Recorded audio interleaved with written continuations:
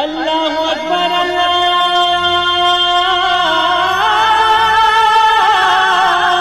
اکبر۔ السلام علیکم ورحمۃ اللہ وبرکاتہ۔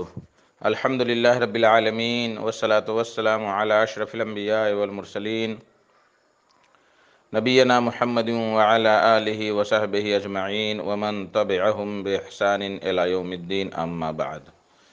میرے دوستو، بزرگوں، اسلامی بھائیوں اور بہنوں، سامعین و سامعات کرام، صدائے حق سننے والے ساتھیوں، آج 14 ربیع الاول 1443 ہجری، 21 اکتوبر 2021 عیسوی، 4 گتے کارتک 2078 بکرمی، جمعرات کا دن، میں محمد مستقیم مدنی صدائے حق کا پروگرام لے کر آپ لوگوں کی خدمت میں حاضر ہو گیا ہوں۔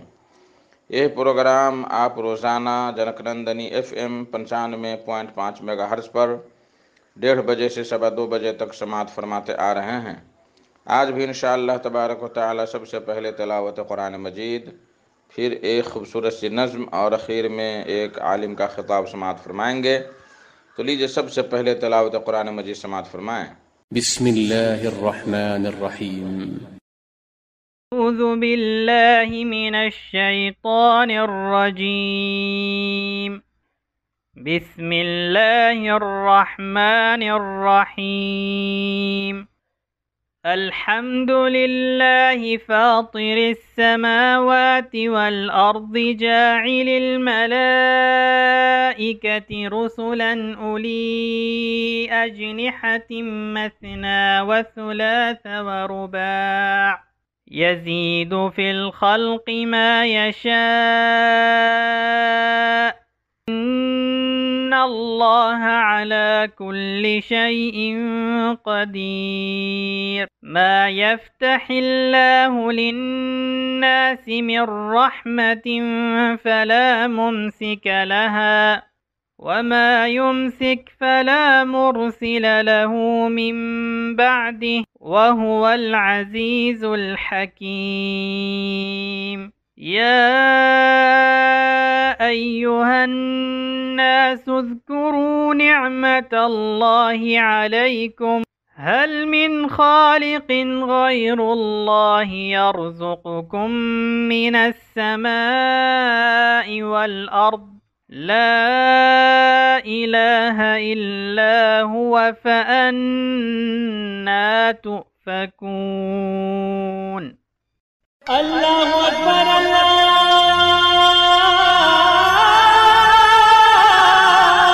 اکبر۔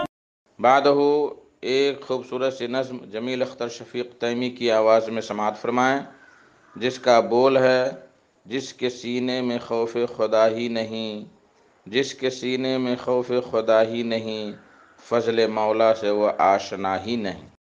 جس کے سینے میں خوف خدا ہی نہیں، جس کے سینے میں خوف خدا ہی نہیں، فضل مولا سے وہ آشنا ہی نہیں، فضل مولا سے وہ آشنا ہی نہیں۔ سر پٹکتے ہیں جو آستان آستان، سر پٹکتے ہیں جو آستان آستان، ان کو دربار رب کا پتہ ہی نہیں، ان کو دربار رب کا پتہ ہی نہیں۔ ہائے تہذیب نو کی یہ عریانیت، ہائے تہذیب نو کی یہ عریانیت، اب نگاہوں میں شرم و حیا ہی نہیں، اب نگاہوں میں شرم و حیا ہی نہیں۔ آج مجرم بھی یوں پارسا بن گیا، آج مجرم بھی یوں پارسا بن جیسے اس نے کبھی کچھ کیا ہی نہیں، جیسے اس نے کبھی کچھ کیا ہی نہیں۔ جتنا سستا ہے اب خون انسان کا، جتنا سستا ہے اب خون انسان کا، اتنا سستا تو اب کچھ رہا ہی نہیں، اتنا سستا تو اب کچھ رہا ہی نہیں۔ صرف اللہ ہے سب کا حاجت روا، صرف اللہ ہے سب کا حاجت روا، غیر کا آسرا آسرا ہی نہیں، غیر کا آسرا آسرا ہی نہیں۔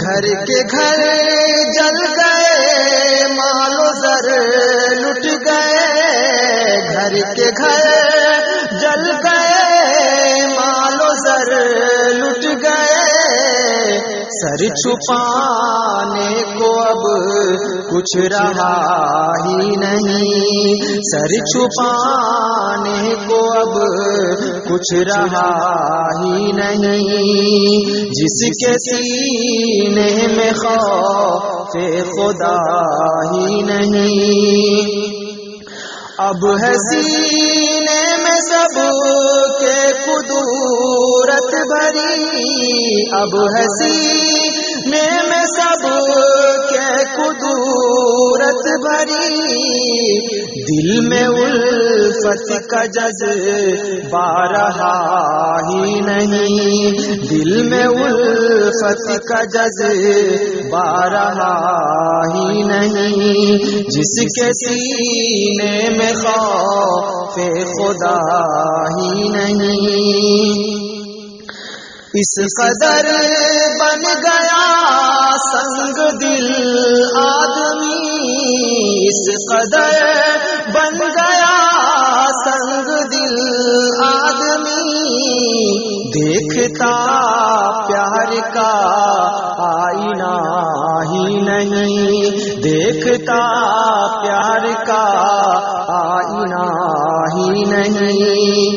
ایک خلاق عالم کا در چھوڑ کر، ایک خلاق عالم کا در چھوڑ کر، غیر کے در پہ بندہ جھکا ہی نہیں، غیر کے در پہ بندہ جھکا ہی نہیں۔ جس کے سینے میں خوف خدا ہی نہیں، فضل مولا سے وہ آشنا ہی نہیں۔ دوستو، آپ ایک خوبصورت سی نظم جمیل اختر شفیق تیمی کی آواز میں سماعت کر رہے تھے۔ اس طرح کی نظمیں، اس طرح کی تخلیقات آپ کو کیسی لگتی ہیں، انہیں ضرور اپنے خوبصورت آراء اور تاثرات سے آگاہ کریں، کیونکہ آپ کا لفظ ہمارے لیے بہت قیمتی ہے۔ ہمیں آپ کے خیالات کا شدت سے انتظار رہے گا۔ انہی کلمات کے ساتھ ہمیں دیجیے اجازت۔ السلام علیکم ورحمۃ اللہ وبرکاتہ۔ اللہ اکبر، اللہ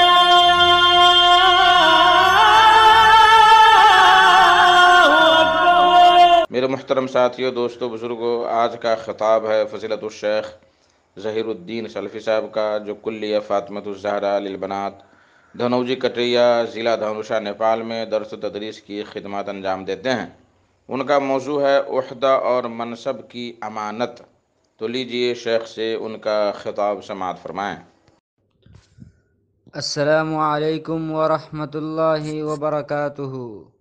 ان الحمد للہ نحمده ونستعینه ونستغفره ونعوذ باللہ من شرور انفسنا ومن سیئات اعمالنا، من يهده الله فلا مضل له ومن يضلله فلا هادي له، وأشهد أن لا إله إلا الله وحده لا شريك له وأشهد أن محمدا عبده ورسوله يا أيها الذين آمنوا اتقوا الله حق تقاته ولا تموتن إلا وأنتم مسلمون يا أيها الناس اتقوا ربكم الذي خلقكم من نفس واحدة وخلق منها زوجها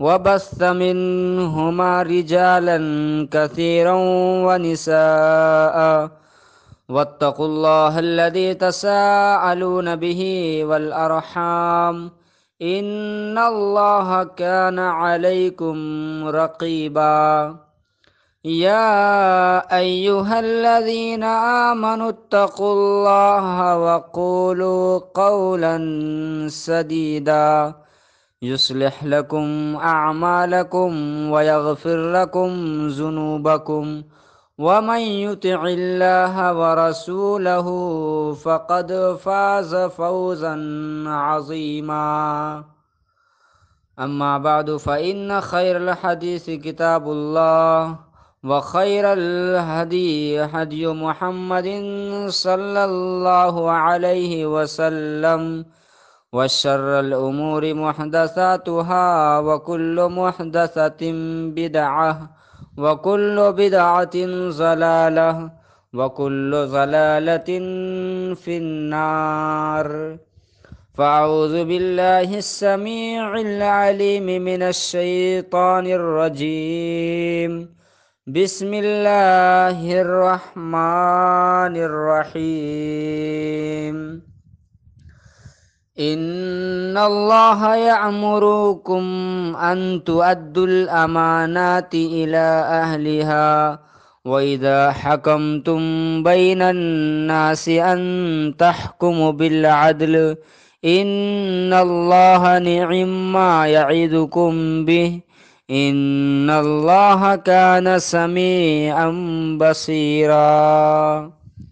محترم سامعین کرام، پروگرام صدائے حق کے اس نشست میں آپ حضرات کا استقبال ہے۔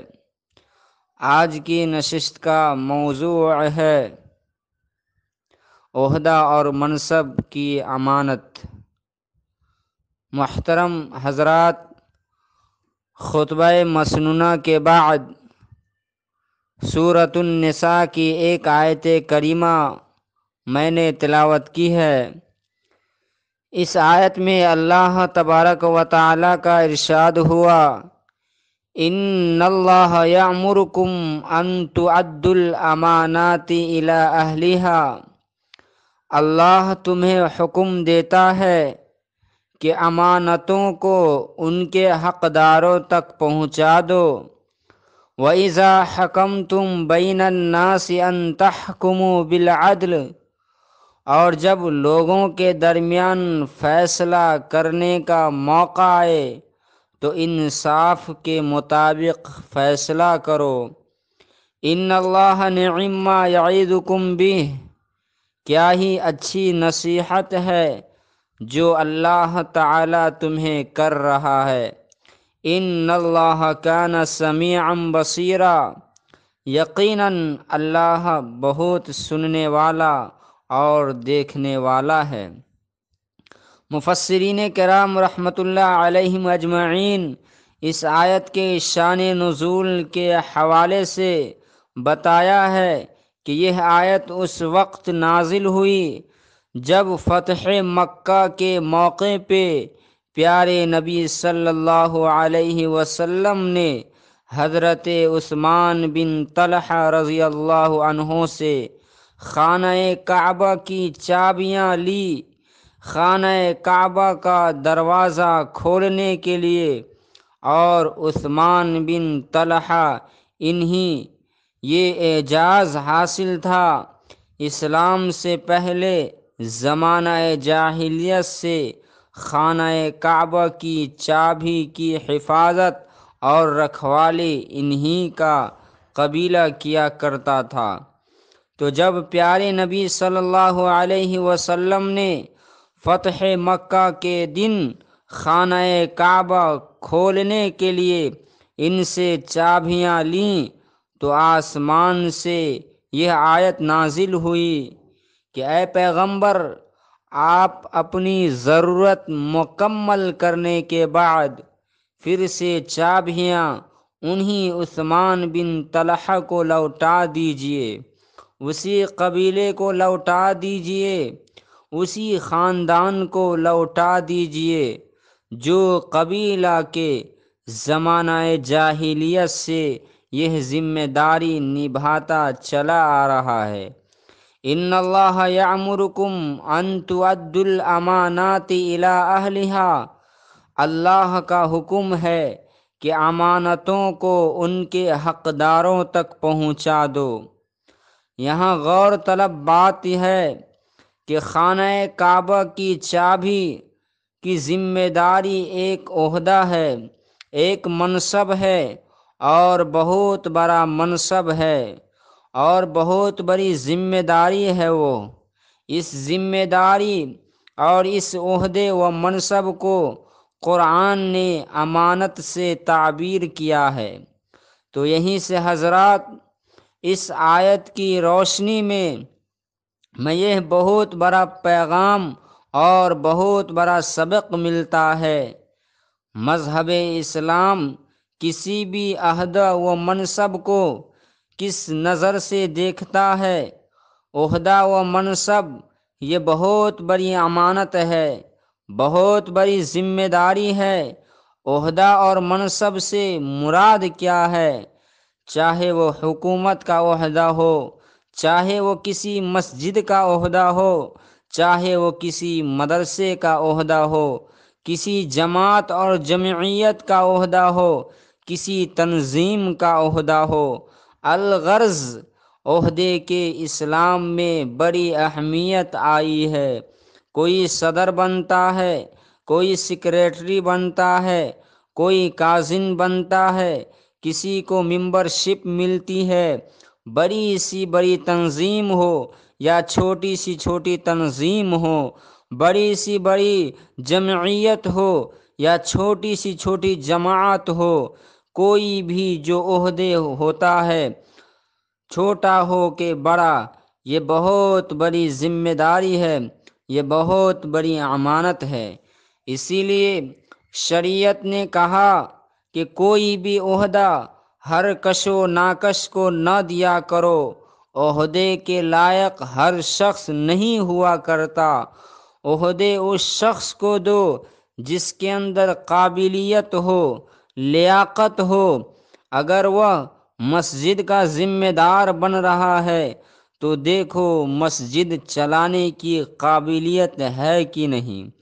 اگر وہ مدرسے کا ذمہ دار ہے تو دیکھو مدرسے کو چلانے کی استطاعت ہے کہ نہیں۔ اگر وہ جماعت اور جمعیت کا عہدے لے رہا ہے تو دیکھو کہ وہ جماعت اور جمعیت کو لے کے چلنے کا حقدار ہے کہ نہیں۔ وہ کسی تنظیم کا عہدہ دار ہے تو دیکھو کہ وہ تنظیم کو آگے بڑھانے کی صلاحیت رکھتا ہے کہ نہیں۔ لوگوں کی رہنمائی، لوگوں کی رہبری، لیڈر بن کر، رہنما بن کر، رہبر بن کر اپنے ماتحتوں کی آگے لے کے چلنا یہ دنیا کا مشکل ترین کام ہے۔ یہی وجہ ہے کہ اللہ تعالیٰ نے پیغمبروں کو، رسولوں کو، جن کے ذریعے یہ ذمہ داری، یہ میشن ہوتا تھا کہ اللہ کی مخلوق کو راہ راست پہ چلانا تمہاری ذمہ داری ہے۔ پیغمبروں اور رسولوں کی اللہ تعالیٰ نبوت و رسالت دینے سے پہلے بچپن سے ہی اس بات کی تربیت دیا کرتا تھا۔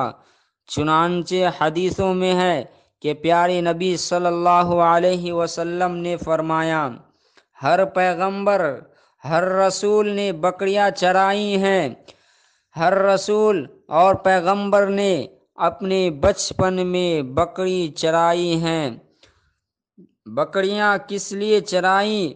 تاکہ بکریوں کو چرانے سے رسول کے اندر، پیغمبر کے اندر، چونکہ ایک بشر کو آگے چل کے رسول بننا ہے، نبی بننا ہے، انسانوں کی قیادت کرنی ہے، اس لیے کہ بکری ایک ایسا جانور ہے، اس کو چرانے کے لیے بڑا صبر چاہیے، بڑا تحمل چاہیے، قوت برداشت چاہیے۔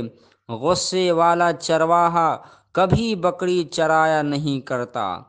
تو قوموں کی رہنمائی کے لیے، قوموں کی قیادت کے لیے، قوموں کی لیڈرشپ کے لیے، چاہے وہ بحیثیت مسجد کے ذمہ دار، بحیثیت مدرسے کی ذمہ دار، بحیثیت جماعت اور جمعیت کے ذمہ دار، بحیثیت تنظیم کے ذمہ دار، لوگوں کی ایک جماعت کو لے کے آگے بڑھنا کوئی آسان کام نہیں، بڑی صفات درکار ہیں۔ صبر چاہیے، برداشت چاہیے، حوصلہ چاہیے، ہمت چاہیے، جرأت چاہیے، شجاعت چاہیے، دور اندیشی چاہیے، بصیرت چاہیے، فراست چاہیے، نرم مزاجی چاہیے، بڑی صفات درکار ہوتی ہے۔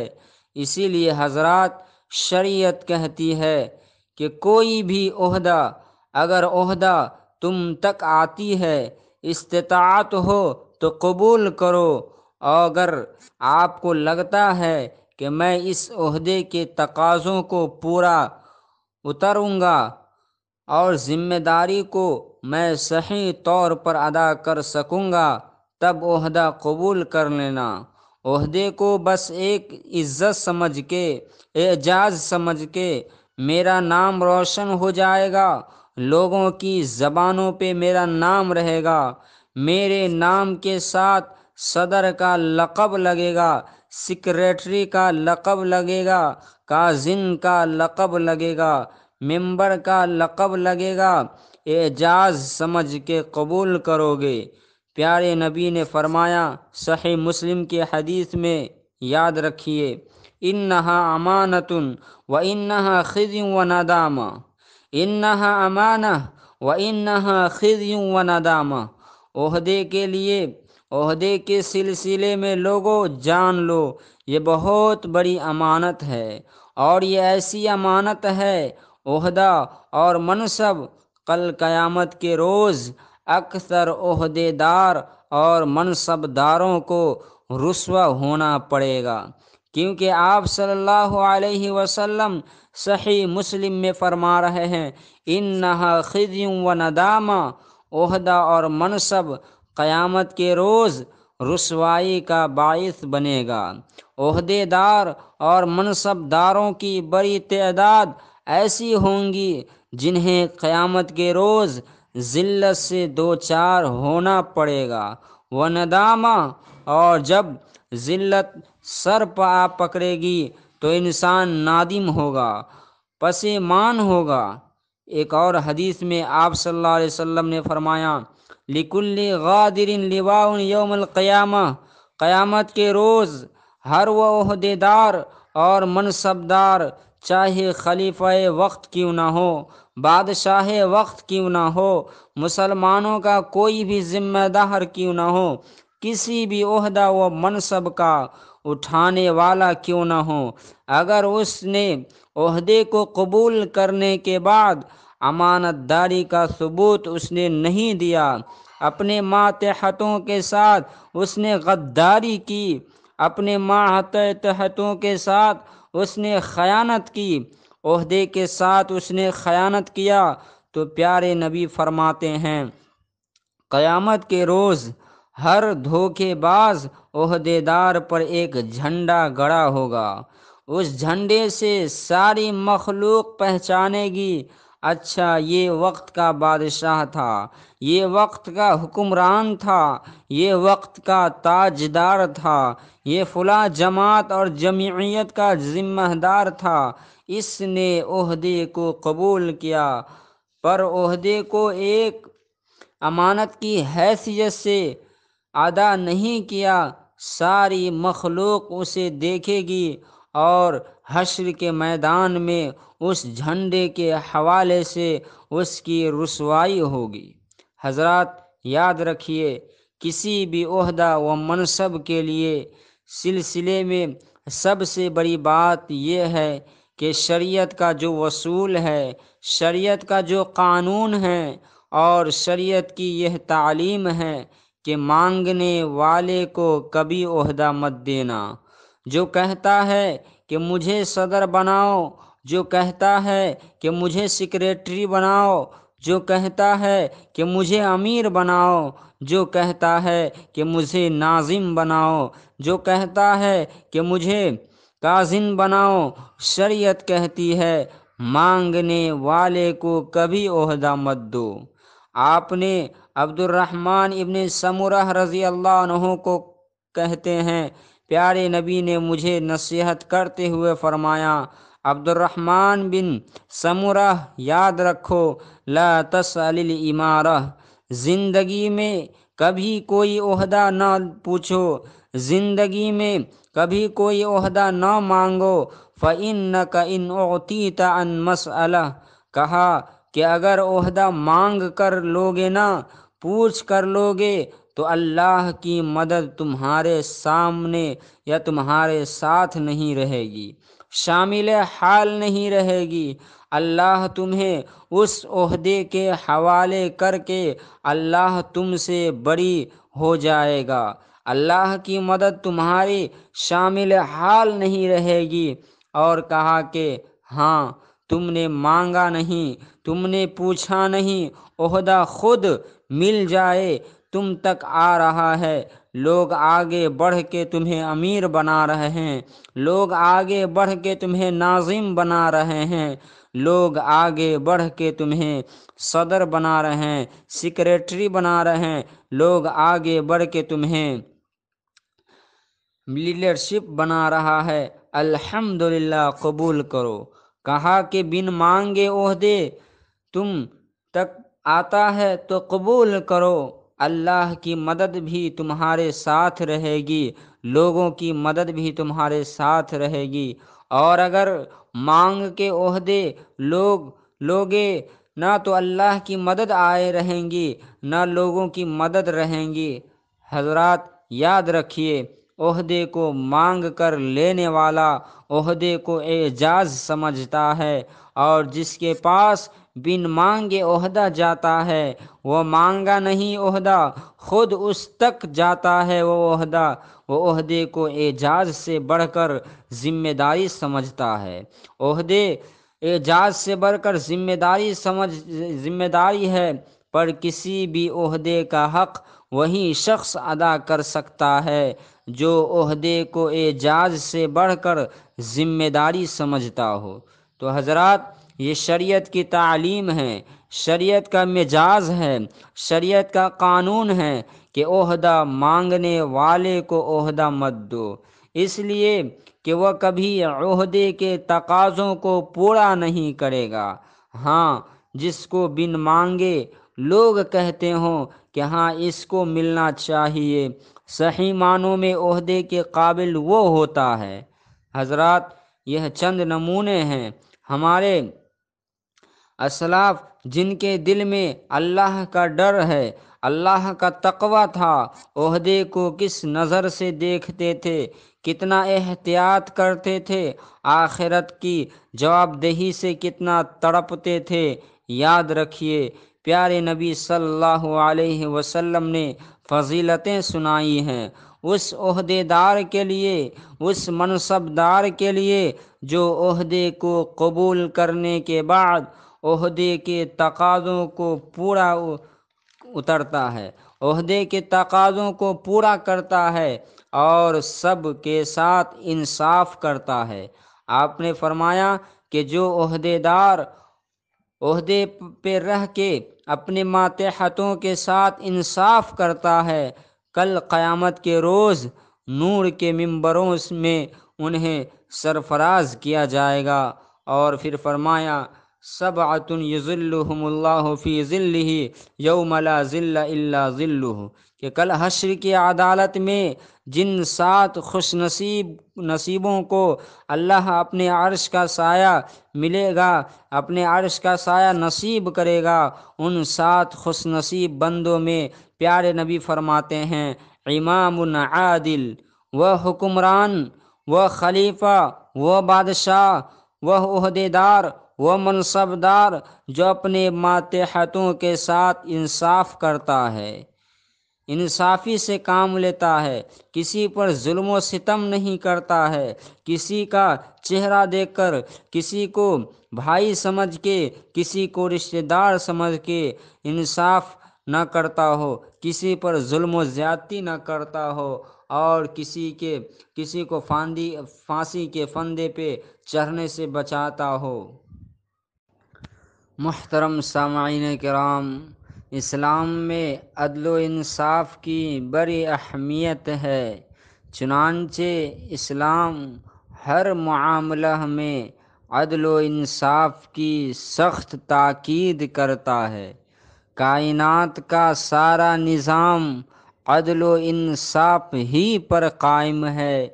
عدل اللہ تعالیٰ کی خاص صفت ہے، وہ خود بھی عدل و انصاف کے ساتھ قائم ہے، اسی کا وہ بھی حکم دیتا ہے، خواہ اپنا ہو یا پرایا، دوست ہو یا دشمن، امیر ہو یا غریب، نیک ہو یا بد، یہودی ہو یا عیسائی، مسلم ہو یا کافر، الغرض کوئی بھی ہو، سب کے ساتھ عدل و انصاف کرنا ضروری ہے۔ اللہ تبارک و تعالی نے قرآن حکیم کے اندر ارشاد فرمایا ان اللہ یأمر بالعدل، بے شک اللہ عدل و انصاف کرنے کا حکم دیتا ہے۔ دوسری جگہ فرمایا اذا قلتم فاعدلوا ولو کان ذا قربا، اور جب بات کہو تو عدل کے ساتھ کہو اگرچہ وہ اپنا رشتہ دار ہی کیوں نہ ہو۔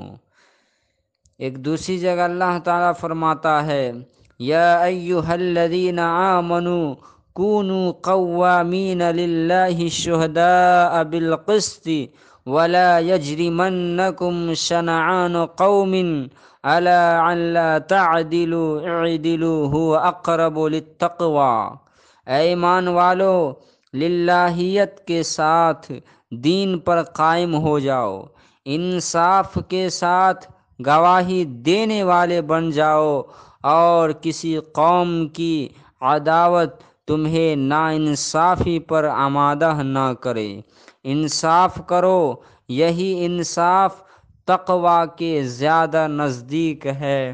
اللہ تعالیٰ کا ارشاد ہے یا ایھا الذین آمنوا کونوا قوامین بالقسط شہداء للہ ولو علی انفسکم او الوالدین والاقربین، اے ایمان والو عدل و انصاف پر مضبوطی سے جم جانے والے اور اللہ کی خوشنودی کے لیے سچی گواہی دینے والے بن جاؤ، خواہ یہ گواہی اور انصاف خود تمہارے یا تمہارے والدین اور رشتہ داروں کے مصالح کے خلاف ہوں۔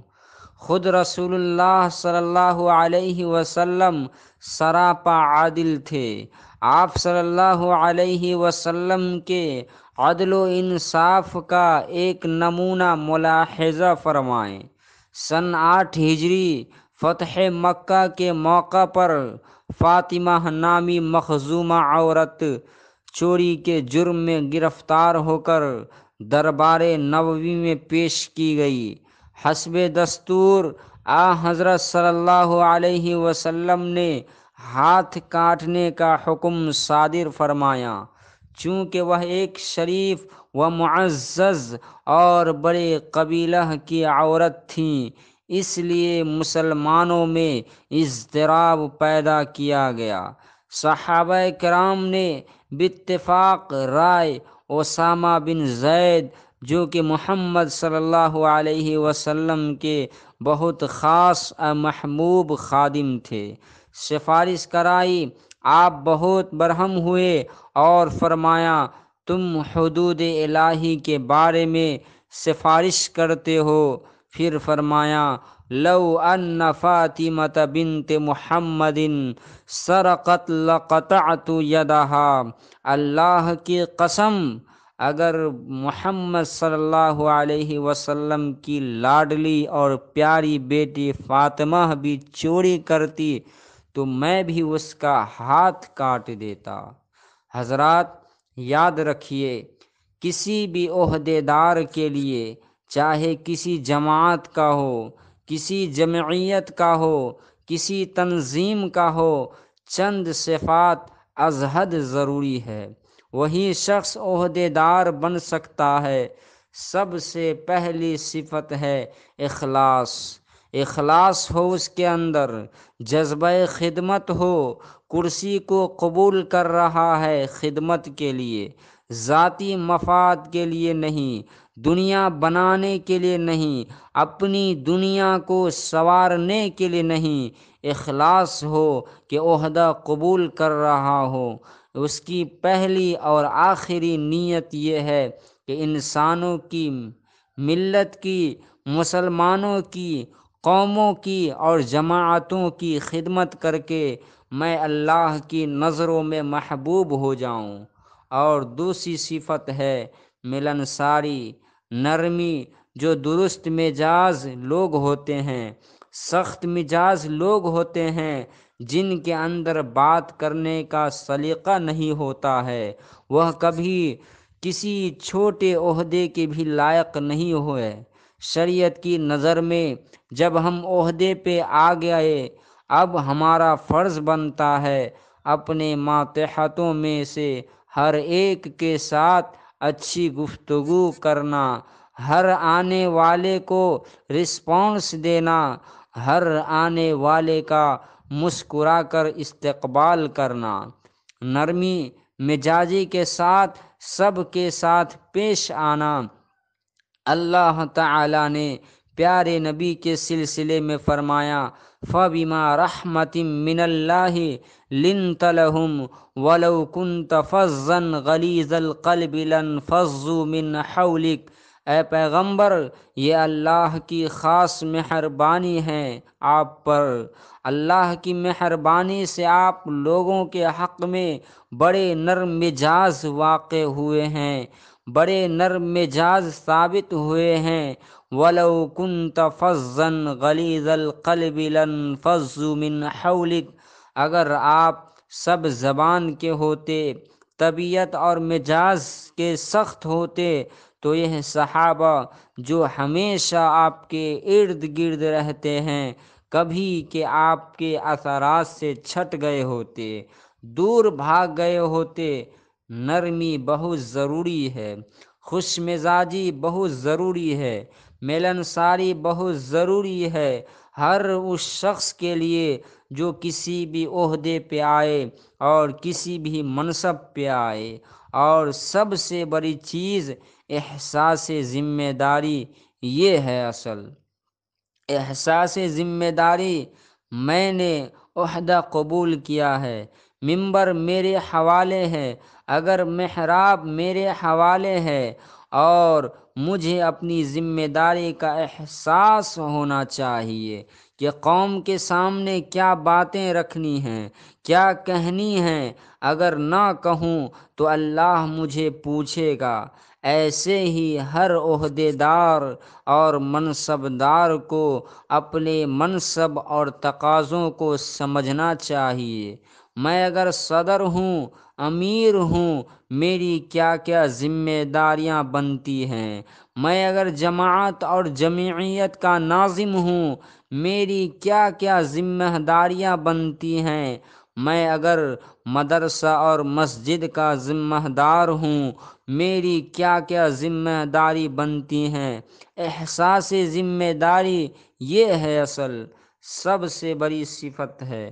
حضرات یاد رکھیے، اس لیے عہدہ اور منصب کی ایک اور خصوصیت یہ بھی ہے اسلام میں، کسی بھی عہدے دار اور منصب دار کی، وہ چاہے وہ جماعت اور جمعیت کا ہو، وہ مسجد اور مدارس کا ہو، کسی کا بھی ہو، کہ اسلام میں شورا نظام ہو یا کوئی بھی معاملات ہو، وہ جماعت کا ہو یا جمعیت کا ہو، مسجد کے ہو یا مدرسے کے ہو، مشوروں کے ساتھ معاملات کو آگے بڑھانا چاہیے۔ وہی ہوگا جو میں چاہوں گا، اس کی اسلام میں ہرگز اجازت نہیں ہے۔ اگر آپ چاہتے ہوں کہ آپ کا نظام اسلامی ہو تو شورا ضروری ہے۔ ہر معاملہ، چھوٹا معاملہ ہو بڑا معاملہ ہو، مشوروں کے ساتھ طے ہونا چاہیے۔ پیارے نبی، اللہ آسمان سے آنے والی وحی آپ سے کہتی ہے وَشَاوِرْهُمْ فِي الْأَمْرِ، اے پیغمبر آپ ہر معاملے میں اپنے صحابہ سے مشورہ کرنا نہ بھولیے، ہر معاملہ میں مشورہ کیجیے۔ وَشَاوِرْهُمْ فِي الْأَمْرِ، مشوروں سے بات آگے بڑھتی ہے۔ مسجدیں مشوروں سے ترقی کرتی ہیں، ادارے مشوروں سے ترقی کرتی ہیں، تنظیمیں مشوروں سے ترقی کرتی ہیں، جمعیتیں مشوروں سے ترقی کرتی ہیں۔ تو حضرات، قیامت کی نشانیوں میں سے، قیامت کی علامات میں سے پیارے نبی صلی اللہ علیہ وسلم نے یہ بھی بیان فرمایا ہے اذا وسد الامر الى غیر اہلہ فانتظر الساعہ۔ ہم چونکہ قیامت کے قریب ہوتے جا رہے ہیں، اس لیے یہ سب حالات ہم دیکھ رہے ہیں۔ آپ نے فرمایا کہ جب عہدوں پر نالائق لوگ فائز ہو رہے ہوں، عہدوں پر وہ لوگ آ رہے ہوں جو عہدے کے قابل نہیں ہیں، سمجھ جاؤ کہ قیامت قریب ہے۔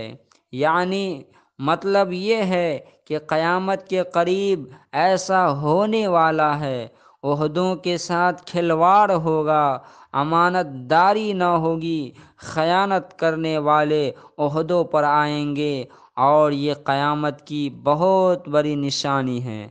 اور حضرات، ہم دنیاوی عہدوں کی بات نہیں کرتے، دنیا داروں کی بات نہیں کرتے۔